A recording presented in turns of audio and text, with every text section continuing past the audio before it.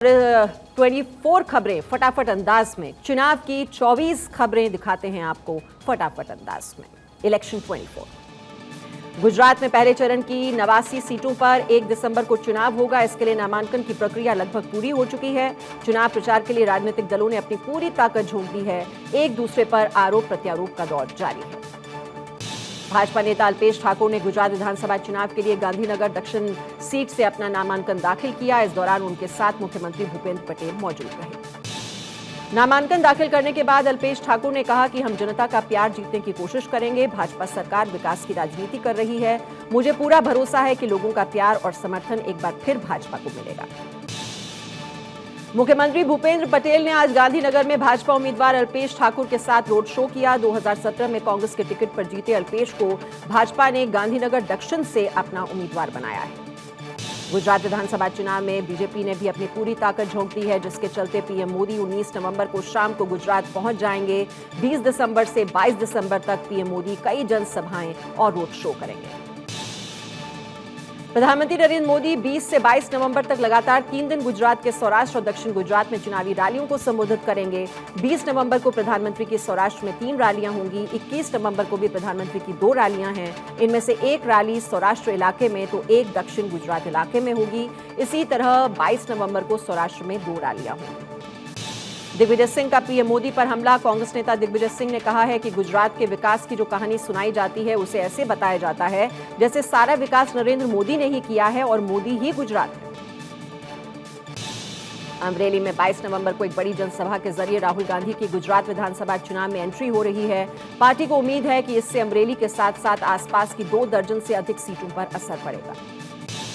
राहुल गांधी की रैली से पहले 20 नवंबर को अमरेली के उसी मैदान में प्रधानमंत्री नरेंद्र मोदी की भी जनसभा होनी है। लिहाजा अचानक ही इस रैली को मोदी बनाम राहुल के नजरिए से देखा जाने लगा है। इसलिए कांग्रेस भाजपा की रैली से ज्यादा बड़ी भीड़ लाने के लिए जुट गई है।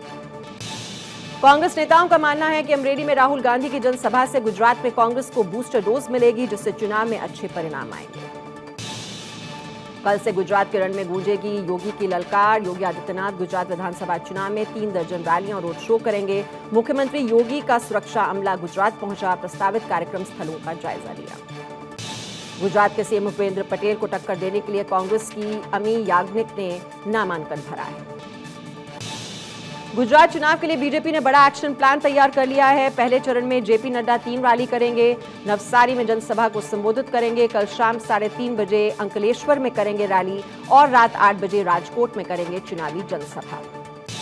केंद्रीय परिवहन मंत्री नितिन गडकरी को भी बीजेपी ने चुनाव मैदान में उतारने का प्लान बनाया है। जामनगर ग्रामीण, भरूच और सूरत में गडकरी की रैली का कार्यक्रम तय हुआ है।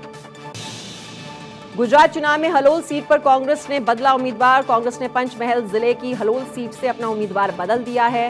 पार्टी ने राजेंद्र पटेल की जगह अनीश भाई बरिया को उम्मीदवार बनाया है। बीजेपी नेता नरेंद्र तोमर सुरेंद्र नगर, गुजरात के भावनगर में 2 रैलियां करेंगे। केंद्रीय मंत्री अनुराग ठाकुर की गुजरात के सूरत में 4 रैलियां होंगी। इसके साथ ही बीजेपी के फग्गन सिंह कुलस्ते गुजरात में 3 जनसभाएं करेंगे और जनरल वीके सिंह की 2 रैलियां होंगी। गुजरात में मेहसाणा सीट इस चुनाव की सबसे चर्चित सीटों में से एक है। पूर्व उप मुख्यमंत्री नितिन पटेल की जगह इस बार मेहसाणा जिला भाजपा अध्यक्ष मुकेश पटेल यहां से मैदान में हैं। 14 चुनावों में से ज्यादातर बार इस सीट पर भाजपा का कब्जा रहा है। देखना होगा बीजेपी का कब्जा बरकरार रहेगा या नहीं। छत्तीसगढ़ के पूर्व मुख्यमंत्री डॉक्टर रमन सिंह का बयान, चुनाव में जनता ने कांग्रेस को सबक सिखाने का मन बना लिया है। आम आदमी पार्टी और जनता कांग्रेस मैदान में नहीं है। गुजरात में कल बीजेपी की कारपेट बॉम्बिंग, 89 विधानसभाओं में 89 रैलियों का आयोजन। बीजेपी के तमाम बड़े नेताओं की रैली का आयोजन होगा। दिल्ली नगर निगम चुनाव से पहले राष्ट्रीय राजधानी में बीजेपी और आम आदमी पार्टी के बीच पोस्टर वॉर जारी है। भारतीय जनता पार्टी ने अरविंद केजरीवाल की पार्टी के खिलाफ पोस्टर के जरिए मोर्चा खोल दिया है। दिल्ली बीजेपी ने CM Arvind Kejriwal, deputy CM Manish Sisodia, Satyendra Jain, Kailash Gahlot समेत कई आम आदमी पार्टी नेताओं की तस्वीरें लगा एक पोस्टर शेयर किया है, जिसके साथ उसने कैप्शन में लिखा है, दिल्ली के ठग।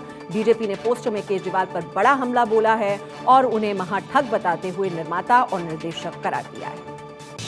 यूपी के इटावा में अखिलेश और शिवपाल की मुलाकात। मैनपुरी उपचुनाव की रणनीति पर चर्चा। डिंपल, धर्मेंद्र यादव और शिवपाल यादव के बेटे भी रहे मौजूद। मैनपुरी लोकसभा उपचुनाव की जंग तेज हुई। शिवपाल यादव ने अपने कार्यकर्ताओं को एकजुट करने के लिए भावनात्मक ट्वीट करते हुए लिखा है, जिस बाग को सींचा हो खुद नेताजी ने, उस बाग को अब हम सींचेंगे अपने खून पसीने से। इसके साथ ही कल ही उपचुनाव में डिंपल को जिताने की अपील वो कर चुके हैं।